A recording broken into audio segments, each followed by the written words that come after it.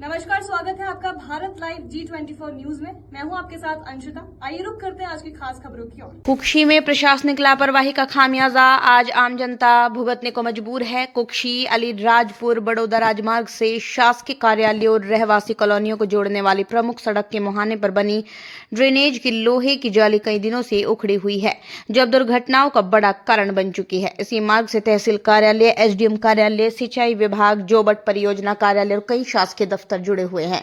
प्रतिदिन सैकड़ों वाहन और राहगीर इसी बदहाल सड़क से गुजरते हैं, लेकिन न तो प्रशासन की नजर पड़ती और न ही जनप्रतिनिधियों की। स्थानीय नागरिक व्यवसायी श्री सुरेश डुंगरवाल ने बताया कि उखड़ी हुई नाली के कारण कई वाहन दुर्घटनाग्रस्त हो चुके हैं, जिसमें लोग गंभीर रूप से घायल भी हुए हैं। इसके बावजूद अब तक कोई ठोस कार्रवाई नहीं हुई।